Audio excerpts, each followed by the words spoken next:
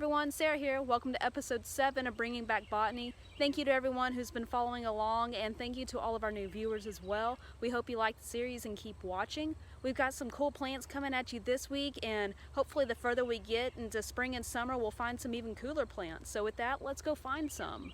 Howdy everyone, coming at you with a new plant species. The plant we're looking at is Lobelia humilis. It's also known as prairie petunia or wild petunia. It's in the Acanthaceae family. It is a perennial herb that can get to 0.8 of a meter tall, but it's typically usually short. The leaves of wild petunia on the stem are opposite, and the leaf shape themselves is usually lanceolate to ovate.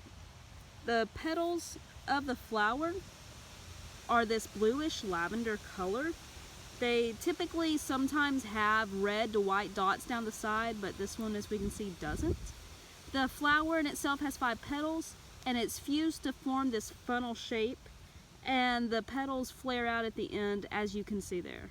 Another interesting thing about wild petunia here is that the sepals are really far down on the bloom itself. As you can see, there's that funnel tube coming out of the sepals, and the sepals are fused for a very short distance around the base of the corolla there. And so I'll rotate the bloom so you can see how linear and fine those sepals are. So prairie petunia, perennial herb with a pilose or very softly hairy stem.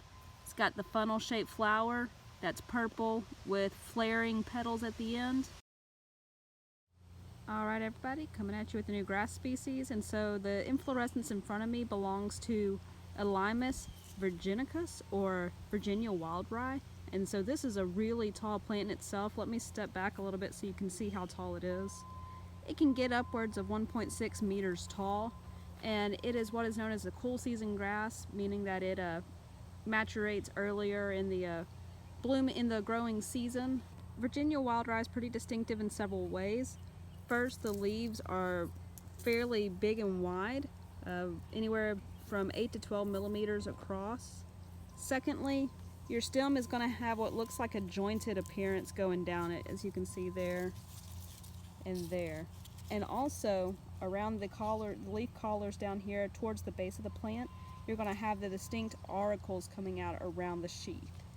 Another distinct vegetative trait of Virginia wildrye is the ligule here in the sheath, and so it's going to have a membranous ligule, and you can kind of see it there, but I'll insert a photo as well so you can get a better detail of it.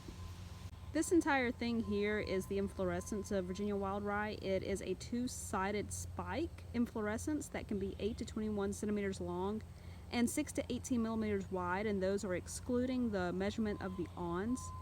Each spikelet is going to have 2 to 6 florets within it, and at each node in the inflorescence there's going to be 2 to 3 sessile spikelets per node. And as you can see, there's some awns coming out of the florets and spikelets. Each spikelet will have awns on both the glooms and the lemmas of the florets.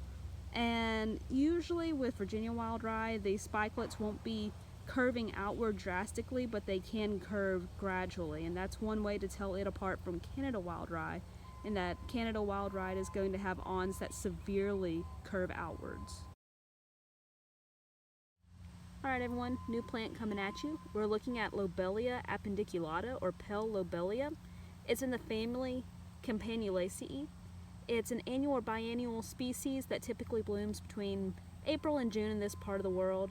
And it gets to be about a foot and a half tall. It's very slender, as you can see there. The stem of Pale lobelia is glabrous or smooth, and the inflorescence occurs in a loose spike that can be up to 32 centimeters long.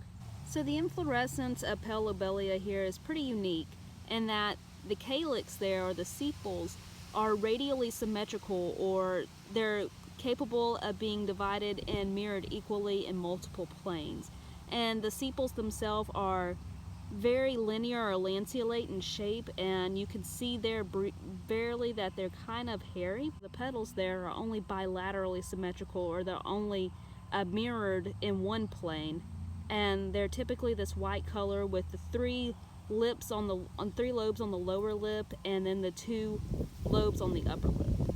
A final distinguishing note on this inflorescence is that the stamen, or the male reproductive parts, are unique in that the anthers are actually fused into this blue-gray tube, and the filaments that support the anthers are fused into a whitish-gray tube as well. A final note on pale lobelia is that the stem itself has defined sides, and so when you rotate it in your fingers you can feel flat surfaces. It has more than 4 like you would see in Lamiaceae, but it's not completely rounded either. And also, if I can bring it back, if you break the stem and squeeze it, you'll get a kind of a milky substance out of the stem itself, as you can see there.